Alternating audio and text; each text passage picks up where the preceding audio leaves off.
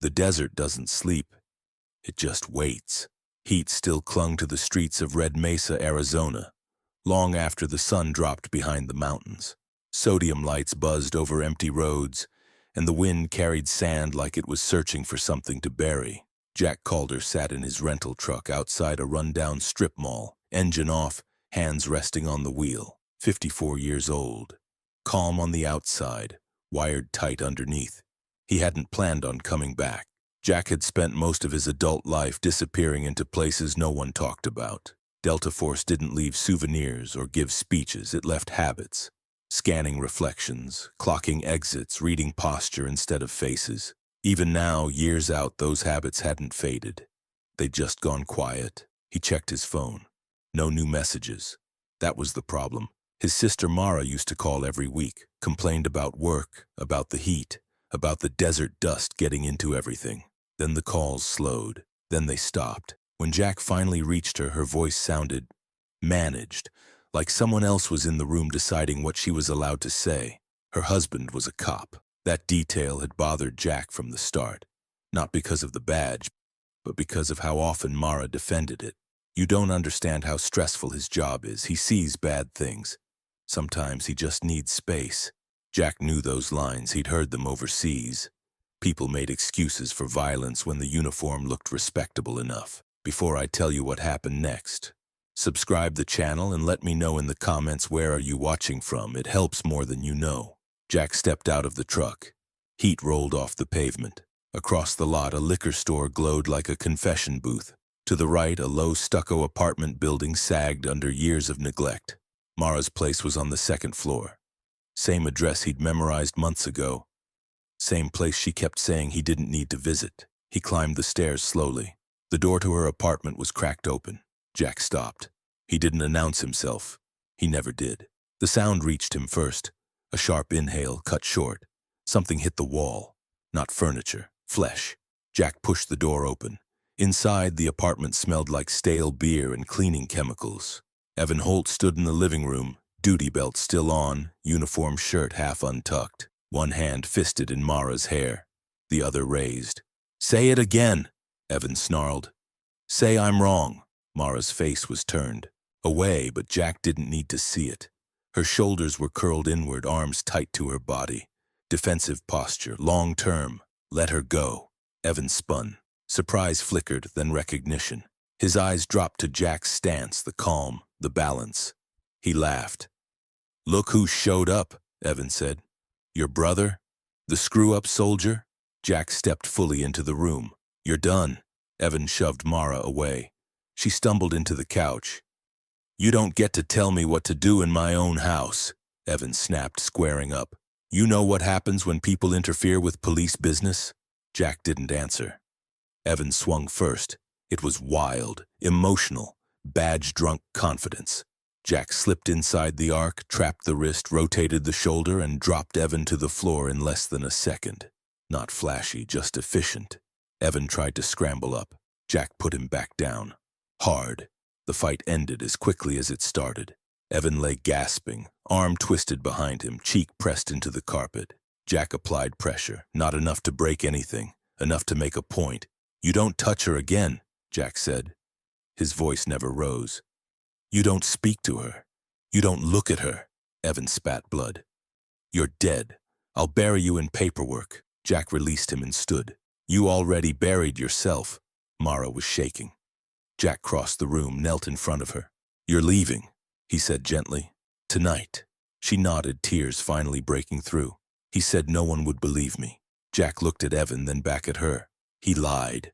Sirens wailed in the distance. Evan smiled through his teeth. Jack didn't run. He pulled out his phone and started recording. Bruises, the apartment, Evan's badge number, his own hands steady in frame. "This ends now," Jack said. Outside, the desert wind picked up. Inside, a man who thought the badge made him untouchable realized something too late. What Jack didn't know yet was that Evan had already built a shield inside his precinct, and the moment Jack stepped out of that apartment, the system would turn on him just as hard as Evan ever had on Mara. The patrol cars arrived fast. Too fast.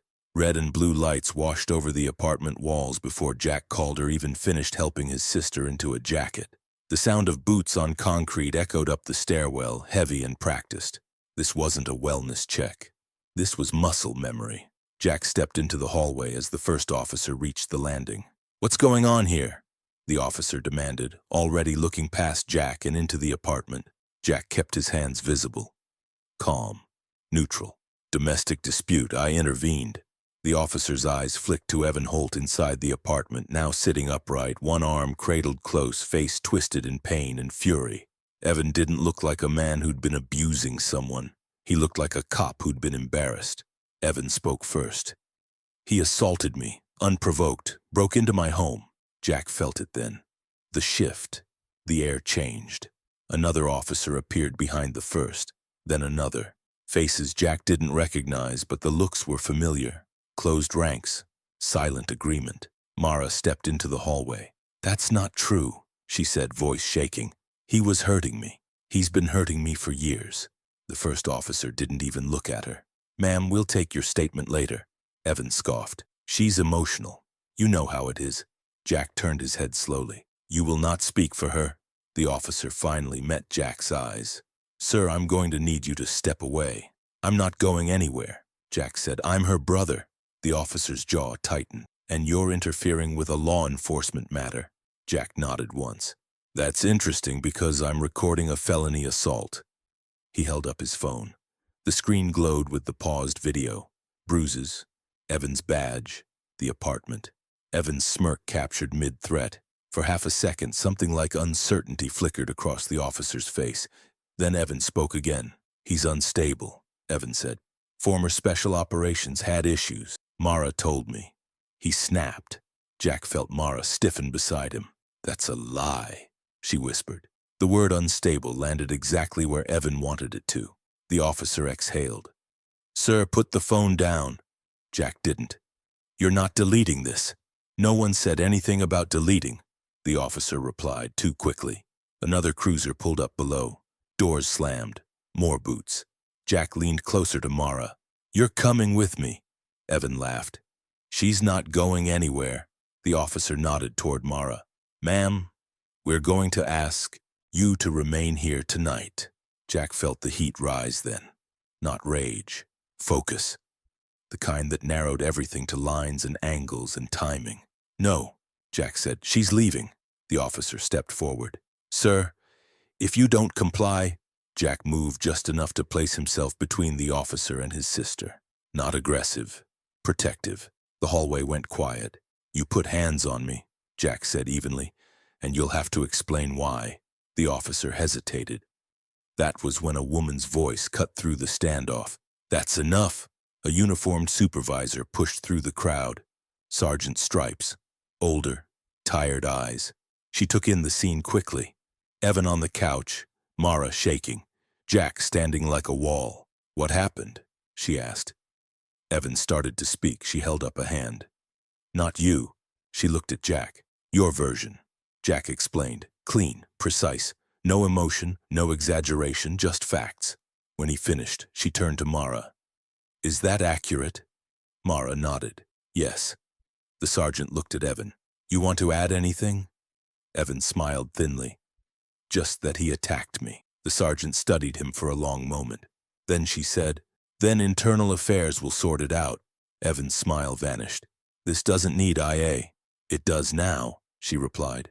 She turned to Jack. "Sir, I'm going to ask you to step outside while we handle this." Jack shook his head. "She comes with me." The sergeant glanced at Mara. Really looked this time.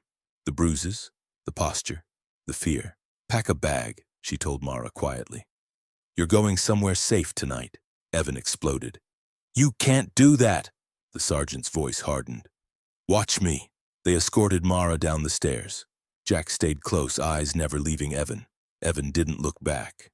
He stared at the floor. Outside, the desert air felt sharp and clean. Jack loaded Mara into the truck. She sat silently, hands in her lap, breathing like she'd just surfaced from deep water. "I thought I was alone," she said finally. "You weren't," Jack replied. As he closed the door, his phone buzzed. "Unknown number." He answered. A calm voice said, Mr. Calder, this is internal affairs. We need to speak with you. Jack looked back at the apartment building, at the cruisers, at the badge-shaped shield already forming. Good, he said, so do I. Jack didn't know yet that Evan had already made his call too, and by morning Jack wouldn't be facing one cop's rage, but an entire precinct determined to protect one of their own. By morning, the desert looked innocent again, Red Mesa baked under a pale sky, heat already climbing as if the night hadn't carried sirens or shattered lives. Jack Calder stood outside a roadside motel watching his sister sleep through the thin curtains. She'd collapsed the moment her head hit the pillow. Exhaustion had finally won. Jack hadn't slept. He sat on the tailgate of his truck, black coffee cooling beside him, phone in his hand. 3 missed calls, all from the same blocked number. Internal affairs didn't like waiting. He answered on the 4th ring. Jack Calder, a woman said. Her voice was measured, professional. This is Deputy Director Ramos with Internal Affairs. We need you downtown. Now. Jack glanced at the motel room. My sister stays out of this. She already is, Ramos replied, whether you cooperate or not. Jack closed his eyes for half a second. I'm on my way. The precinct sat at the edge of town, squat and sun-bleached like it had grown out of the desert instead of being built on it. Jack parked where he could see every entrance. Old habits. Inside, the air conditioning hummed too loud. A receptionist glanced up, then stiffened when she saw him. You're expected, she said. Ramos met him in a glass-walled office, mid-40s, dark hair pulled tight, eyes sharp. She didn't offer a handshake. You assaulted a police officer last night, she said. Jack nodded. I stopped an assault in progress. Ramos slid a file across the desk.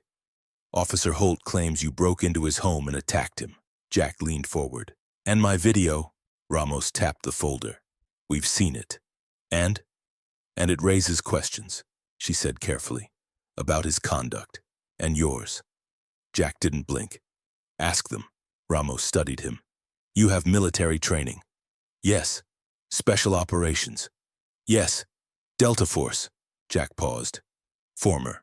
That word mattered. Ramos exhaled. That complicates things. It clarifies them, Jack replied. I know what controlled violence looks like. Last night, wasn't it? Ramos leaned back. Officer Holt has a clean record. Commendations. No prior complaints. Jack smiled humorlessly. That's what abusers count on. Ramos's eyes flicked to the door, then back. We're opening a formal investigation. But you need to understand something, Mr. Calder. This department does not like outsiders, especially ones who embarrass them. Jack stood. I'm not here to be liked. Ramos held his gaze. No, you're here to survive. When Jack returned to the motel, Mara was awake, sitting on the edge of the bed. She looked smaller in daylight. Bruises bloomed along her arms like dark flowers she couldn't hide anymore. They called my phone, she said quietly. Evan, his captain. Someone from the precinct. Jack's jaw tightened. You don't answer. They said they'd take the house, that they'd make sure I never see my job again. Jack knelt in front of her. Listen to me. None of that matters if you're not safe. She looked at him. He said he'd ruin you. Jack nodded. He can try. They packed what little she'd brought. Jack checked the locks, the windows, the parking lot. Then his phone buzzed again. A text this time. You think IA will save you? Another message followed. We protect our own. Jack showed Mara. Her hands shook. Is this worth it? She whispered. Jack didn't hesitate. Yes.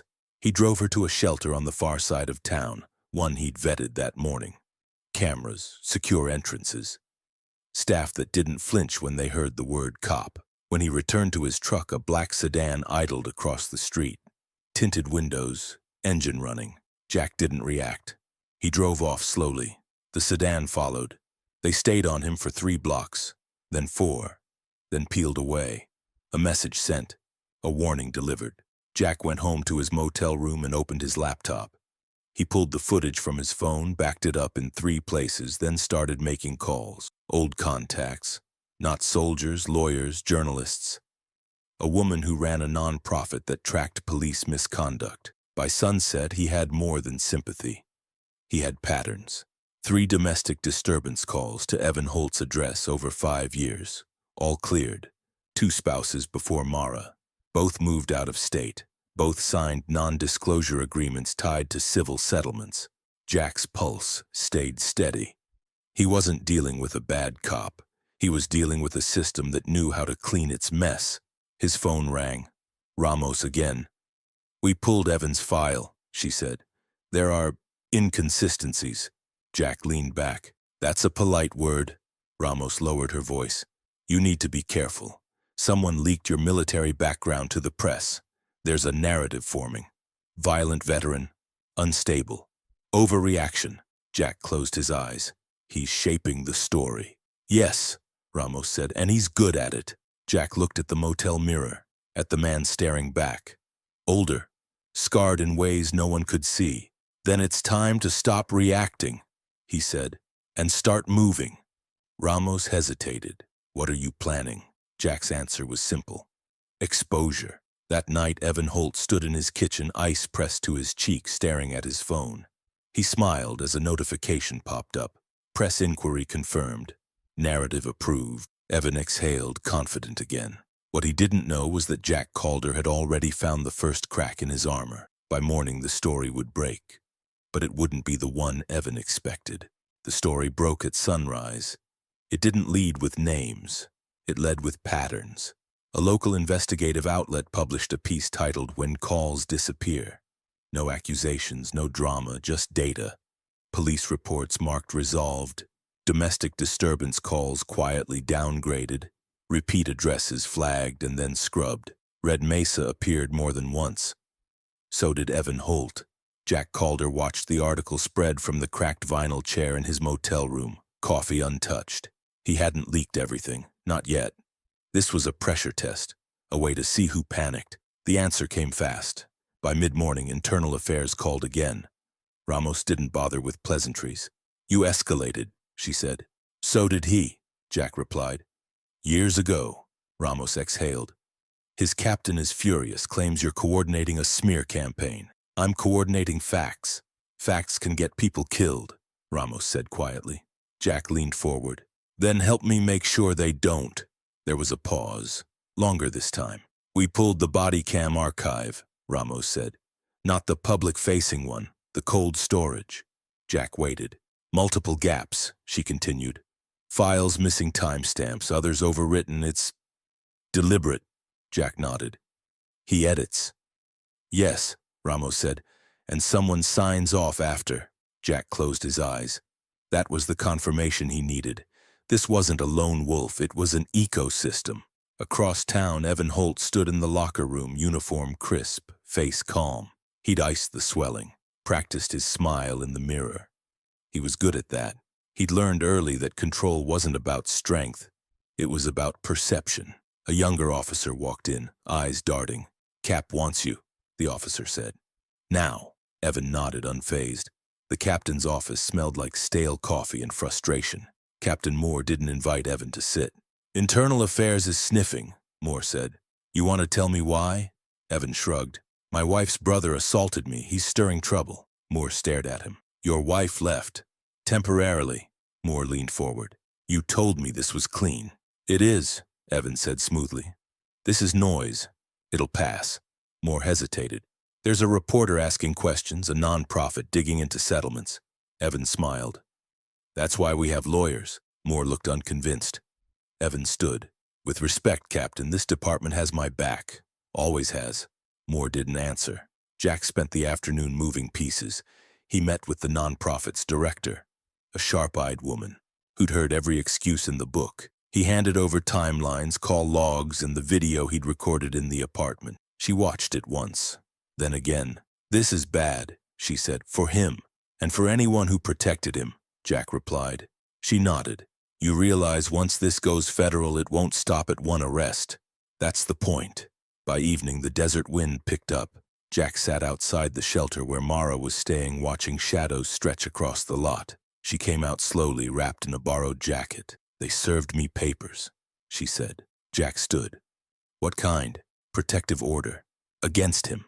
Her voice shook, not with fear this time, but disbelief. "They approved it." Jack allowed himself one breath of relief. "That's good." She looked at him. "He's never going to forgive this." Jack met her eyes. He doesn't get a vote anymore. A car slowed across the street. Unmarked, too clean.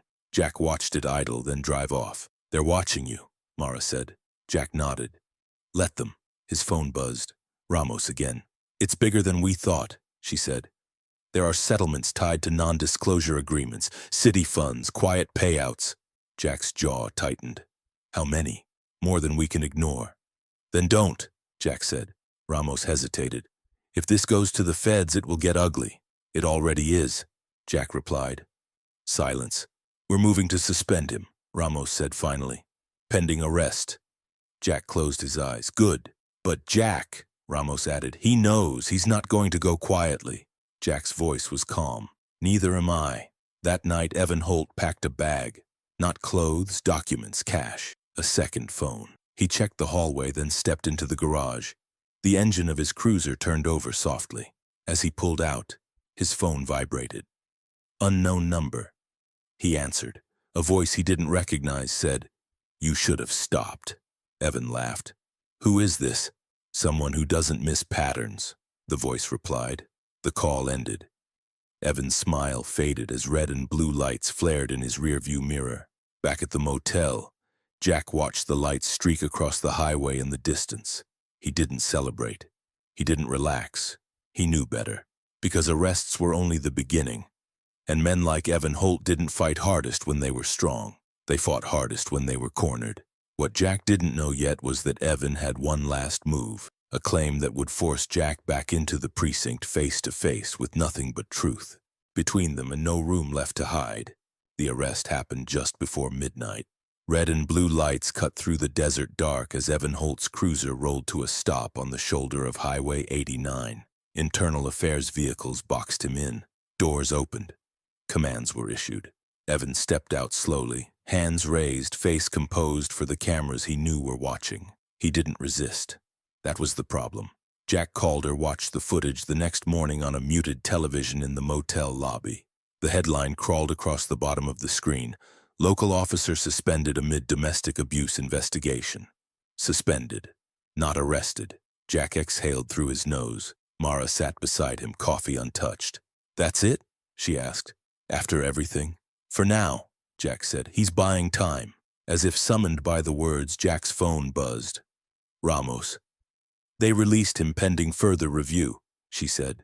Internal Affairs is pushing for charges, but his union filed an emergency injunction. Jack leaned back in the chair. And the department? Split, Ramos admitted. Some want him gone. Others want this buried. Jack's jaw tightened. What's the move? There's a hearing, Ramos said. Internal disciplinary review. Closed door.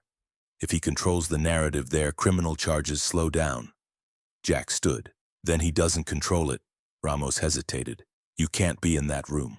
I don't need to be, Jack said. I just need him to talk. That afternoon, Jack received the message he'd expected. If you want this over, come to the precinct. One conversation, just us. No signature. Jack showed Mara. She looked at him sharply. Don't. He's desperate, Jack replied. That's when people make mistakes. He's dangerous, she said. Jack placed a hand on her shoulder. So am I, but I don't abuse it. He drove to the precinct alone. The building looked different in daylight, smaller, less intimidating. The kind of place that relied on reputation more than strength. Evan waited in an interview room, no uniform this time. Plain clothes, bandage still visible beneath his collar. You look tired, Evan said as Jack sat across from him. I sleep fine, Jack replied. Evan smirked. You think you won? You embarrassed me, that's all. Jack said nothing. Evan leaned forward. They won't charge me, you know that. Unions, arbitration, internal reviews. By the time this clears, she'll be gone. And so will you. Jack tilted his head slightly. You're wrong. Evan scoffed. About what? Jack slid his phone across the table. Evan glanced at it. His smirk faltered. On the screen, an audio waveform. What's that? Evan asked. A recording, Jack said. From your garage, from last night, after you thought you were free? Evan's eyes hardened. That's illegal. You volunteered, Jack replied. You called me, you threatened me, you explained exactly how you edited footage and who signed off. Evan leaned back slowly. You're bluffing. Jack pressed play. Evan's own voice filled the room. Calm, confident, cruel. They always back me. Always have. I clean the video, Moore signs it, and IA pretends it's a glitch. That's how this works. Silence followed. Evan stared at the table. Jack spoke softly. You talked because you thought you were untouchable. Evan looked up. Rage burned behind his eyes. You think this ends me? Yes, Jack said. And not just you. The door opened. Ramos stepped in, flanked by 2 federal agents. Sergeant Evan Holt, Ramos said evenly. You are under arrest for felony domestic assault, evidence tampering, coercion, and conspiracy to obstruct justice. Evan surged to his feet. You can't. The agents moved fast. Cuffs clicked. Evan's eyes locked on Jack. This is on you. Jack stood. It's on you. I just refused to look away. By evening, the city changed its tone. News vans lined the street. Names leaked. Captain Moore resigned before he could be fired. The nonprofit released their full report. The federal investigation widened. Mara watched it all from the shelter common room. Disbelief slowly turning into something lighter. They believe me, she whispered. Jack nodded. Because the truth finally had witnesses. She looked at him. What about you? Jack thought of the desert, of the years he'd spent disappearing, of the fight he hadn't gone looking for, but finished anyway. I'm done here, he said. But this isn't over for them. That night, Jack returned to his motel and packed his bag. He didn't celebrate. He didn't need to, because the system that had protected Evan Holt for years had cracked. And once cracks showed, they spread. What Jack didn't expect was Evan's final move. A desperate attempt to flip the story one last time, forcing Jack to confront the past he thought he'd buried for good. The desert was quiet the morning Evan Holt tried one last time. Jack Calder stood outside the motel, bag at his feet, watching the horizon fade from black to pale gold. Red Mesa looked harmless at dawn. That was always the lie. Violence here didn't explode. It simmered. His phone rang. Unknown number. Jack answered. You think you won, Evan said. Jack didn't respond. They're charging me because of you, Evan continued. His voice was thinner now, stripped of authority. You want to know what happens next? I tell them everything about you, your past, your training. I make this about a dangerous ex-special operations soldier who snapped. Jack closed his eyes. He'd expected this. Go ahead, Jack said. A pause. You think they won't listen? Evan snapped. You broke me, you assaulted an officer, you intimidated witnesses. Jack opened the motel door, stepped inside, and sat on the edge of the bed. You confessed. On tape. To everything. I'll say I was coerced. They'll ask why your captain resigned, Jack replied. Why 3 settlement agreements surfaced overnight. Why body cam metadata doesn't match timestamps. Why your former partner suddenly asked for immunity. Silence. You're not the center of this anymore, Jack said. You never were. Evan's voice cracked. She was nothing before me. Jack's jaw tightened. She was always more than you. The call ended. Jack stared at the phone for a long moment, then powered it off. The courthouse steps filled by mid-morning. Reporters, cameras, federal agents moving with quiet confidence. Evan Holt was brought out in cuffs, face pale, eyes hollow. He didn't look at the crowd. He looked at Jack. Jack stood across the street, hands in his pockets, unmoving. Their eyes met once. There was no triumph in Jack's expression. No anger either, only finality. Inside, the hearing moved quickly. Evidence stacked too high. Testimony too consistent. Evan's attempts to reframe the narrative collapsed under the weight of recorded truth. The judge didn't raise his voice. He didn't need to. Bail was denied. Charges stood. Trial scheduled. For the first time in years, Evan Holt had nowhere to hide. That afternoon, Jack sat beside his sister in a quiet diner on the edge of town. The air conditioning hummed. A waitress refilled coffee without asking. Mara stirred cream into her cup, hands steady now. They asked if I wanted to speak, she said. At sentencing, Jack nodded. Do you? She thought for a moment. Yes. Not for him. For me. Jack smiled faintly. Good. She met his eyes. You didn't have to do all this. Yes, Jack said gently. I did. They sat in silence for a while. Comfortable. Earned. Outside, the desert wind carried dust across the road, already erasing footprints. Jack left Red Mesa before sunset. No one stopped him. No one followed. He drove until the town disappeared in the rearview mirror, until the desert stretched wide and empty again. He pulled over once, stepped out, and let the heat wash over him. He wasn't running. He was finished. Years ago, Jack had learned that violence wasn't always loud. Sometimes it wore a badge, sometimes it lived in silence, and sometimes the most dangerous thing you could do to it was refuse to look away. He got back in the truck and drove on. Somewhere behind him, a system was still shaking itself apart, but that work no longer belonged to him. His job was done.